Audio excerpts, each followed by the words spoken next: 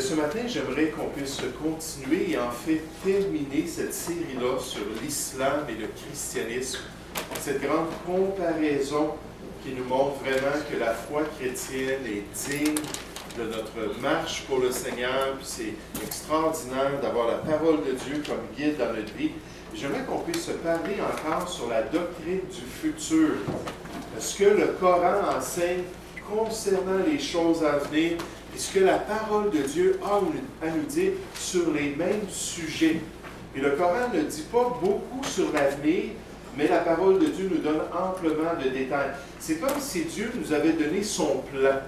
Il nous avait décrit les grandes lignes de ce qui va se produire pour l'humanité. Puis là, il nous exhorte à vivre pour lui et à nous préparer pour le royaume de Dieu. Vous savez, la vie sur cette terre, ce n'est qu'une vapeur. C'est une ombre qui passe. Et même si on vit 70 ans, 80 ans, à notre époque, l'espérance de vie, je pense, c'est rendu 82 ans pour les dames, puis 77 ans pour les hommes, dans ces alentours-là. Mais même si on a une longue vie, qu'est-ce que c'est en comparaison avec l'éternité, avec le fait de pouvoir vivre pour toujours avec Dieu? Donc, le Coran, l'islam prédit certains éléments. On a vu qu'il nous parle de la résurrection des morts. Pour les musulmans, tous les gens vont mourir et un jour vont revenir à la vie. Ils vont être ressuscités. La mort, ce n'est pas la fin. Quand on pense à la mort, moi je me souviens, il y a quelques années, ma mère est décédée. Et quand elle est décédée, il y a eu une grande déchirure dans ma relation avec ma mère. Elle n'était plus là pour moi. Je ne pouvais plus la serrer, je ne pouvais plus l'aimer, je ne pouvais plus passer du temps avec elle. La relation était dissoute, c'était juste maintenant les mémoires, n'est-ce pas, le souvenir de ma mère. Et il y a juste quelques années, mon père est décédé. Puis là aussi, ça a fait une déchirure. Là aussi, ça a changé totalement ma relation. Puis de penser que la mort, ce n'est qu'une étape, c'est difficile pour nous d'accepter ça parce qu'on n'a pas vu la prochaine étape dans notre expérience avec les défunts. Mais la parole de Dieu nous présente ces réalités spirituelles. Elle nous dit aussi qu'il y aura une résurrection des morts. En fait, elle nous exhorte à nous préparer à la rencontre de notre Dieu. Parce que oui, on va mourir. Oui, notre corps va être incinéré aujourd'hui, c'est populaire, ou il va être enterré selon le modèle biblique. Mais un jour, nos âmes vont revenir dans nos corps, on va se tenir debout devant Dieu. Parce qu'après la mort, la Bible nous dit, vient le jugement. Et le Coran enseigne la doctrine du jugement final. Que tous les êtres humains vont être évalués selon le genre de vie qu'ils auront vécu sur cette terre. Et plus une personne sera en accord avec les enseignements du Coran, plus ils auront cru en Allah, plus il y aura une possibilité que leur fin soit bénéfique et qu'ils s'en aillent dans la félicité avec les croyants. Mais la parole de Dieu aussi, on a vu, nous parle du jugement, mais de ceux qui ne sont pas sauvés. Le jugement des perdus. Ce qui veut dire que pour celui qui est chrétien, celui qui a reçu Christ dans sa vie, lui, il a déjà été jugé. Parce que Dieu l'a placé en Jésus-Christ sur la croix du Calvaire. Spirituellement, on a déjà été puni pour nos péchés. On a déjà été jugé pour tout ce qu'on a fait qui était mal aux yeux de Dieu. Puis en fait, la Bible nous dit qu'il n'y a plus de condamnation pour celui qui est en Jésus-Christ. On va être jugé comme athlète du Seigneur, comme serviteur de Dieu, pour voir le genre de service qu'on aura rendu au Seigneur. Mais en tant qu'enfant de Dieu, nos péchés ont déjà été jugés en Jésus-Christ. Donc la Bible nous enseigne qu'il y aura un jugement final, mais ce jugement final-là va se limiter à ceux qui sont morts sans Jésus dans leur vie. Et je pense que ça vaut la peine de faire un choix quelque part, n'est-ce pas? Oui? C'est possible de poser la question? Oui, certainement. Oui, je ne sais pas si, parce que l'islam, si je ne me trompe pas, eux, ils croient à la réincarnation. Je ne sais pas si réincarnation et résurrection ultime, la même chose. Oui, donc la réincarnation, on pose la question. La réincarnation, ça veut dire que lorsqu'une personne meurt, elle va revenir dans un autre état. Elle va renaître, elle peut naître comme un animal, Elle peut naître comme un être humain ayant des circonstances de vie meilleures d'après son karma. Parce qu'avec l'idée de la résurrection, il y a toujours l'idée de si on pourrait dire, la rétribution du karma. Si cette personne-là a vécu une bonne vie, peut-être qu'elle va revivre en tant qu'être humain dans un meilleur contexte, une meilleure situation. Si elle a vécu une mauvaise vie, bien là, sa situation va être différente. Puis elle peut revenir comme une vache, elle peut revenir comme un papillon, elle peut revenir comme un arbre. Donc ça, c'est la réincarnation, mais à ma connaissance, le Coran n'enseigne pas cela. D'accord? Je pourrais vérifier. La résurrection, ça veut dire que notre corps est mis dans le tombeau, puis nécessairement, il va tout se désagréger, il va tout se décomposer, puis Dieu va recréer un nouveau corps, puis la personne va se tenir devant Dieu. Elle ne revient pas sur la terre, là. Il y a plusieurs étapes, là, mais elle ne réincarnera pas pour vivre sur la terre. Puis, mais la plupart des religions qui enseignent la réincarnation, ce sont des religions orientales. L'hindouisme enseigne la réincarnation. Le shintoïsme enseigne la réincarnation. Le nouvel âge, les sciences ésotériques enseignent la réincarnation. Mais la parole de Dieu nous dit qu'il est réservé aux hommes de mourir une seule fois. Donc, on a juste une vie à vivre sur cette terre, dans ce corps, avant de passer à la prochaine étape, si on pourrait dire. Puis de recevoir un nouveau corps, puis là, d'être en relation avec Dieu ou non, d'après nos choix pendant notre vie. Mais le Coran enseigne qu'il va y avoir un jugement final. Maintenant, on termine avec cela, sur la doctrine du futur. Le Coran enseigne qu'il y aura un paradis. Un paradis dans la prochaine vie, la vie après la vie. Ce paradis-là sera pour ceux qui auront été fidèles, ceux qui auront suivi Allah, ceux qui auront accompli sa volonté. On a déjà parlé, ça fait 20 semaines, c'est notre 20e épisode qu'on fait sur le Coran. Donc, on a vu beaucoup de bagages avant. Là, je termine en résumant juste quelques aspects de l'éternité. Mais pour le Coran, ce sont seulement ceux qui auront été extrêmement fidèles à Allah qui pourront aller dans son paradis. En fait, la seule assurance qui nous vient du Coran, c'est quand quelqu'un meurt dans la guerre sainte. Si quelqu'un se met une ceinture d'explosifs autour de son corps, puis se fait exploser, puis il se tue lui-même en tuant des infidèles, c'est à peu près la seule certitude que cette personne-là va aller directement au paradis. Puis d'ailleurs, lors des attentats du 11 septembre, les personnes qui ont pris ces avions-là pour essayer de détruire si on pourrait dire, des icônes américains, ces gens-là étaient persuadés qu'après leur acte de suicide, lorsqu'ils allaient devenir des kamikazes pour Allah, qu'après ça, ils allaient tout de suite aller au paradis. Mais donc, on nous donne des détails dans le Coran. Il y a plusieurs passages, je veux juste vous en nommer juste en lire quelques-uns. Dans Sourate, le chapitre 55, on nous dit « Et pour celui qui aura craint de comparaître devant son Seigneur, il y aura 2 jardins. » Donc, on dit que le paradis va inclure 2 jardins, aux branches touffues. Et ils y trouveront 2 sources courantes. Ils contiennent 2 espèces de chaque fruit.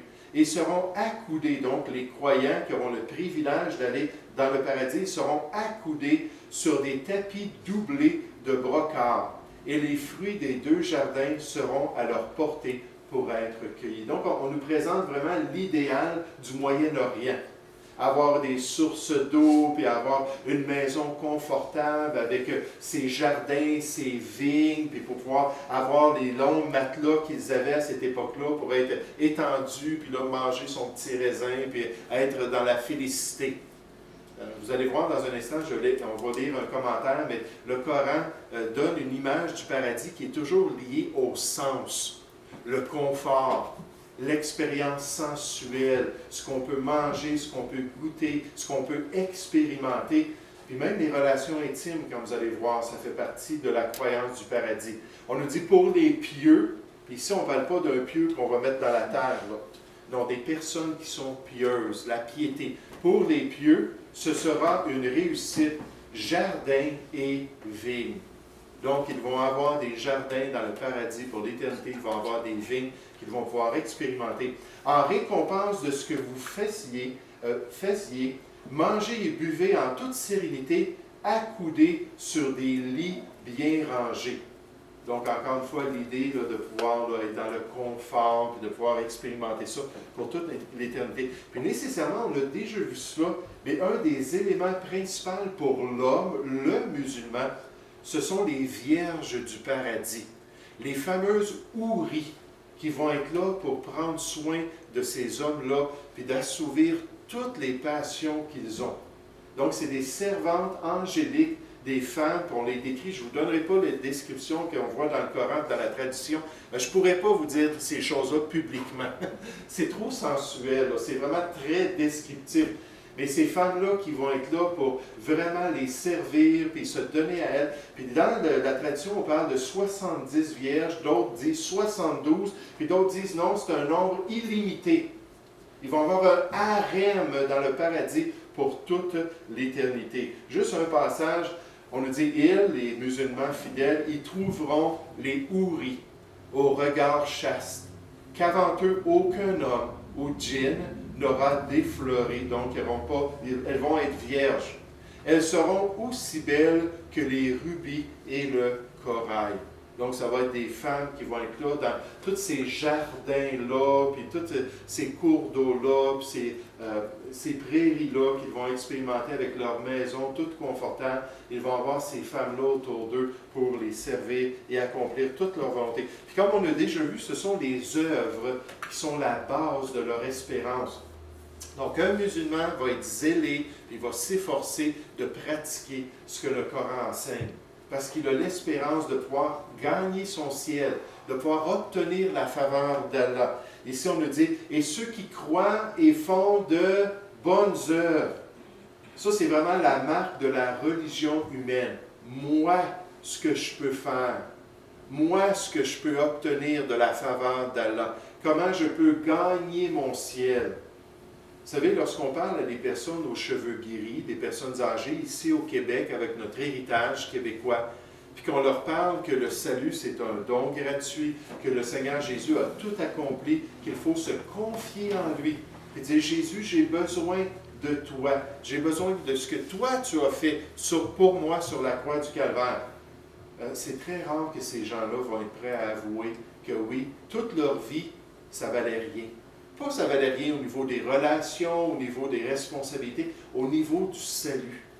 Dieu, il n'y a pas une balance là, au ciel, là, où il va mettre toutes nos bonnes œuvres pour essayer de contrer toutes nos mauvaises œuvres. Non, il nous dit, il y a quelqu'un qui a accompli tout ce qui est bien, acceptez-le comme votre sauveur. Invoquez son nom pour qu'il devienne votre sauveur. Puis quand on parle de cela à des gens âgés qui ont essayé toute leur vie d'être bons, qui ont essayé toute leur vie d'être des citoyens remarquables, des parents aimants, des gens qui ont vraiment fait le bien autour d'eux, qui ont été impliqués dans la Croix-Rouge, qui ont été impliqués dans des organismes de bienfaisance, qui ont fait du bénévolat toute leur vie.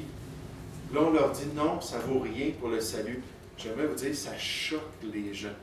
Puis ils ont de la misère à accepter ça. Pourtant, c'est ce que la parole de Dieu nous dit en contraste avec la religion humaine. Mais il y a vraiment ce thème qui revient concernant le paradis des musulmans. C'est un thème de sensualité. Tout ce que tu peux expérimenter comme sensation forte ici-bas sur la terre, imagine ces choses-là, ça va être encore plus grand dans le paradis. Et tes passions vont être excitantes, et ça va être tellement là, une joie de pouvoir vivre toutes ces choses-là. C'est comme ça qu'on motive les musulmans à pouvoir vivre pour Dieu. Le paradis dans le Coran est rempli de plusieurs plaisirs qui vont réjouir les sens. Le paradis est un beau jardin, comme un oasis dans le désert, avec des ruisseaux agréables et chaque sorte de fruits. Le paradis est promis aux hommes et aux femmes. Par contre, aux femmes, c'est moins clair. Surtout qu'on nous dit dans la tradition que Mahomet a dit que lui, l'enfer pour la plupart, est peuplé par des femmes. Parce que ce sont des instruments de Satan. Elles font ce qui est mal. Donc, c'était son interprétation. Mais le paradis est promis aux hommes et aux femmes qui croient et pratiquent de bonnes œuvres. Allah promet aux hommes qui viennent au paradis qu'ils marieront de belles vierges. Pour l'homme, alors, l'accent est sur le plaisir sensuel de relations intimes avec des vierges. Quel contraste avec ce que la parole de Dieu enseigne. Quelle réalité Dieu nous donne concernant le fait qu'on va le côtoyer qu'on va être dans la joie juste de le connaître, juste d'être devant sa présence, qu'il y a des délices éternels, mais spirituellement. De pouvoir servir Dieu. Dieu nous parle de notre service au ciel. Dieu nous parle de notre passion envers lui. On va même être couronné. D'après les choses qu'on aura faites en tant que chrétien, Dieu va nous récompenser avec des couronnes. Puis on va prendre ces couronnes-là, puis on va dire, s'il y a quelqu'un qui mérite d'être honoré ici, dans le ciel, dans le royaume de Dieu, c'est toi, Jésus. On va se prosterner devant lui, puis on va chanter ses louanges, puis on va l'adorer continuellement. Hey, j'aimerais vous dire, ça va être extraordinaire. Ça va être de la joie. Ça va être de l'allégresse. Ça va être une relation merveilleuse. Et la Bible nous dit que le ciel est pour ceux qui sont sauvés. Le ciel est pour ceux qui ont été pardonnés en Jésus-Christ, qui ont reçu cette nouvelle vie-là grâce à l'œuvre de Jésus-Christ. Il y a plusieurs passages qui nous donnent des détails. J'aimerais juste regarder rapidement avec vous un dernier passage. Regardez Apocalypse chapitre 21. Apocalypse chapitre 21. Ici, un passage excellent dans le Nouveau Testament qui nous donne des détails concernant la présence de Dieu, concernant notre relation avec lui dans le paradis de Dieu. C'est bien Apocalypse chapitre 21. Si vous regardez à partir du verset 9, quand on a fait la série sur l'eschatologie, sur la prophétie biblique, on a tout regardé les détails de cette ville-là où on va habiter avec Dieu. Une ville qui va être vraiment extraordinaire. Ce n'est pas étonnant qu'on aurait besoin de nouveaux cieux et de nouvelles terres, parce que cette ville-là ne pourrait pas se mettre sur la planète Terre. Elle est tout simplement trop grosse. On l'avait mis sur la carte de l'Amérique du Nord. On avait placé les dimensions de la ville sur la carte. On voyait que ça couvrait une bonne partie de l'Amérique du Nord. Juste une ville, la ville des rachetés de Dieu. La ville de ceux qui vont avoir le privilège de le connaître et de pouvoir être dans sa présence. Mais on nous dit, on va le lire rapidement, à partir du verset 10 d'Apocalypse 21, on nous dit, il me transporta en esprit sur une grande et haute montagne, et il me montra la ville sainte, Jérusalem, pas Jérusalem terrestre, Jérusalem céleste, qui descendait du ciel d'auprès de Dieu, ayant la gloire de Dieu. Son éclat était semblable à celui d'une pierre très précieuse, d'une pierre de jaspe transparente comme du cristal. Elle avait une grande et haute muraille. Elle avait 12 portes et aux 12 portes, 12 anges, aux portes 12 anges, et des noms écrits, ceux des 12 tribus des fils d'Israël. À l'Orient, 3 portes. Au nord, 3 portes. Au midi, au sud, 3 portes, et à l'Occident, 3 portes, à l'ouest. La muraille de la ville avait 12 fondements, et sur eux les 12 noms des 12 apôtres de l'agneau. Et là, on continue à donner des détails, puis toute la gloire. Vous savez, même l'architecture va être extraordinaire. Même les matériaux que Dieu a utilisés pour construire cette ville-là vont être remarquables. On nous dit que les routes vont être faites d'or pur, transparent. On nous dit que les murailles, puis les différents aspects de la construction vont être liés à tout ce qui est précieux pour nous sur cette terre. Des émeraudes, puis des diamants, puis toutes sortes de bijoux. Ça va être juste l'habitation. Et là, on nous dit que la présence de Dieu va éclairer toute cette ville-là. Là, on va être là, puis on va le servir. On va vivre dans une sainteté et une pureté parfaite. Regardez ce qu'on nous dit à partir du verset 26. On y apportera la gloire et l'honneur des nations. Il n'entrera chez elle rien de souillé, ni personne qui se livre à l'abomination et au mensonge. Il n'entrera que ceux qui sont écrits dans le livre de vie de l'agneau. Et la Bible nous dit, pour avoir accès au ciel, pour pouvoir être dans la présence de Dieu pour l'éternité, il faut passer par l'agneau de Dieu, c'est-à-dire le Seigneur Jésus. Jésus, dans son ministère, a dit, « Je suis la porte ». Si vous voulez connaître le moyen d'aller au ciel, tournez-vous vers Jésus. C'est lui qui est le moyen d'accès pour rentrer au ciel. « Je suis la porte ». Si quelqu'un entre par moi, par mes bonnes œuvres, Par ma religion? Par l'Église baptiste du Bon Berger? Si quelqu'un entre par moi, il sera sauvé. Il entrera, il sortira et trouvera des pâturages. La Bible nous dit que nous sommes chrétiens, nous sommes citoyens des cieux. Notre cité à nous est dans les cieux. Vous savez, Dieu nous dit que nous ne sommes que des voyageurs sur cette terre. 1 Pierre 2,13 nous dit qu'on n'est que de passage.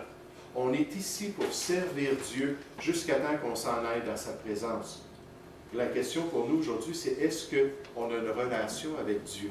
Est-ce qu'on est en train de le servir? Est-ce qu'on s'attache aux choses d'en haut, qu'on s'affectionne à son royaume, ou est-ce que nos priorités sont seulement ici-bas? Vous savez, c'est bien de désirer l'éducation, c'est bien de se donner à notre travail, d'avoir des amis puis des passe-temps. Et toutes ces choses-là vont disparaître. On n'aura pas une remorque derrière notre corbillard quand on va être enterré. On n'est pas comme les pharaons puis la plupart des rois de l'Antiquité qui amenaient toute leur richesse dans le tombeau avec eux. Parce qu'ils disaient, bien, quand je vais m'en aller dans l'éternité, dans la nouvelle place où je vais aller, bien là, je vais avoir toute ma richesse, puis je vais avoir mes soldats avec moi, puis je vais avoir tous mes biens. Donc, savez-vous ce qui est arrivé à la plupart de ces choses-là? Elles ont été pillées.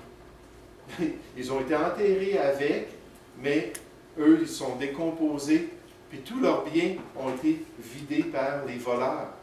Mais la Bible nous dit que c'est seulement ce qu'on fait pour Dieu qui va nous accompagner. On n'amènera pas nos richesses avec nous, on n'amènera pas nos biens matériaux avec nous. Est-ce qu'on va amener nos enfants avec nous pour l'éternité? J'aimerais dire, si on leur présente l'Évangile dans leur jeunesse, et qu'ils sont sauvés, oui, eux aussi peuvent se joindre à nous. Est-ce qu'on va amener nos bien-aimés avec nous? Si on est des bons témoins de Jésus, est-ce qu'on va amener les gens avec qui on travaille? À chaque fois que je vais travailler au CRDI, à l'hôpital de Saint-Hyacinthe, à chaque fois je prie et je dis, Seigneur, travaille dans le cœur de ces gens. Utilise-moi aujourd'hui. Aide-moi peut-être à dire juste une parole. Aide-moi peut-être à agir juste d'une certaine manière, que ces gens-là vont voir la différence parce que tu es dans ma vie, pour ta gloire.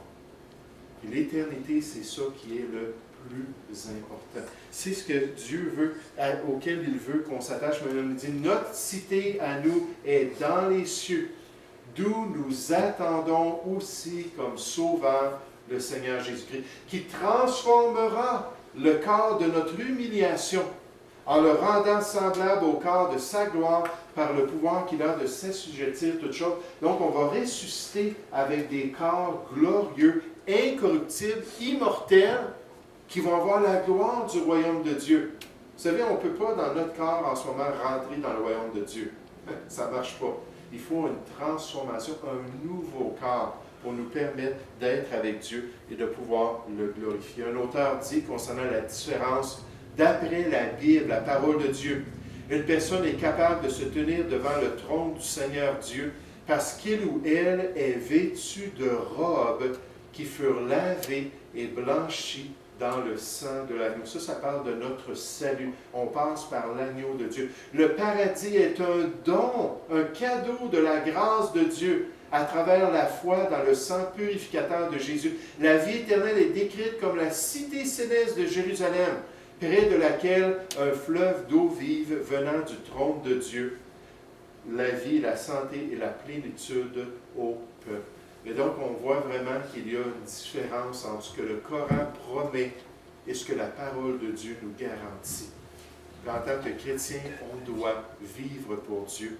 On doit s'attacher à son royaume et accomplir sa volonté. Donc, notre série sur l'islam termine avec ça.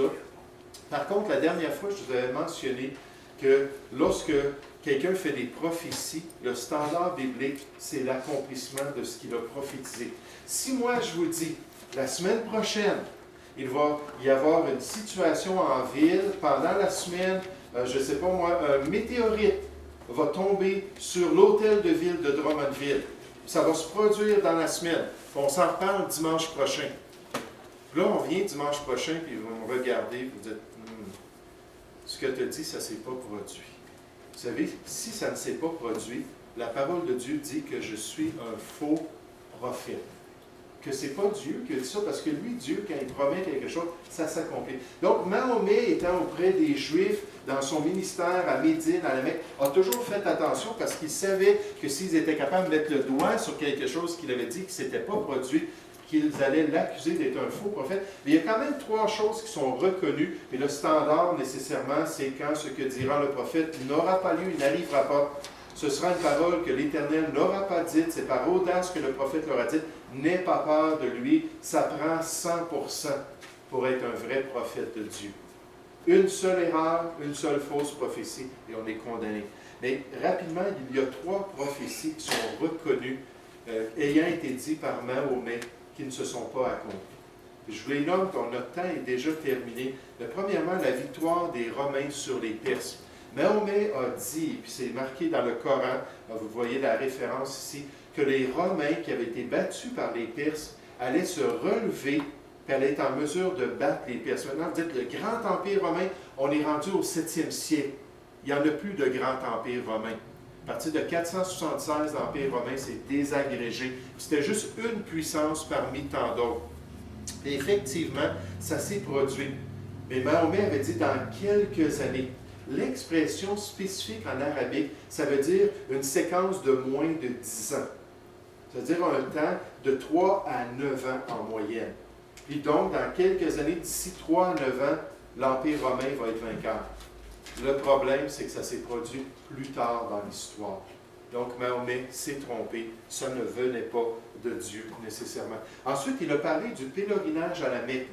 Il avait des gros conflits parce qu'il avait volé les caravanes de la Mecque. Mais beaucoup de ses disciples voulaient rendre honneur au Dieu de la Mecque, donc à Allah. Puis ils voulaient aller à la Mecque comme ils le font aujourd'hui, n'est-ce pas, dans le pèlerinage annuel au mois de décembre. Puis ils voulaient aller là-bas, puis Mahomet est allé signer un traité, une entente, pour permettre à ses disciples de rentrer puis de faire tout ce qui était dédié pour cette semaine-là d'adoration. Puis là, il a fait une prophétie alors qu'un groupe de ses disciples s'en allait pour aller à la Mecque. Il leur a dit, Allah était véridique dans la vision par laquelle il annonça à son messager en toute vérité, vous entrerez dans la mosquée sacrée si Allah veut en toute sécurité, ayant rasé vos têtes et coupé vos cheveux sans aucune crainte. Il savait donc que ce que vous ne saviez pas, il a placé en deçà de cela la trêve de Hudaybiya. Ça, c'est le traité qu'il avait fait, une victoire proche. Et là, il a dit cela, il a dit, allez-y, puis Allah vous dit que vous allez pouvoir rentrer. Et les dirigeants de la Mecque avaient goûté à l'hypocrisie de Mahomet très souvent.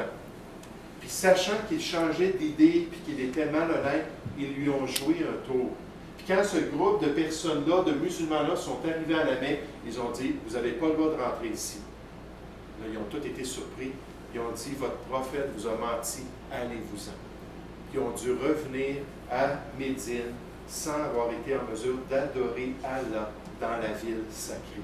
Donc, c'est une autre prophétie qui ne s'est pas accomplie. Puis une troisième prophétie reconnue, c'est la prophétie concernant l'apparition de l'Antéchrist.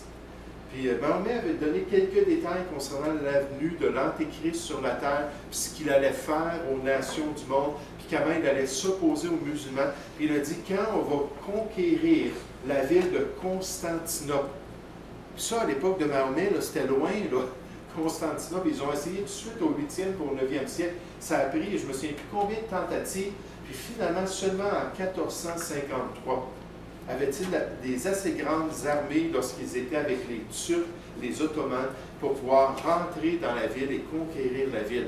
Puis il a dit, 7 mois après la conquête, l'Antéchrist va venir régner sur la terre.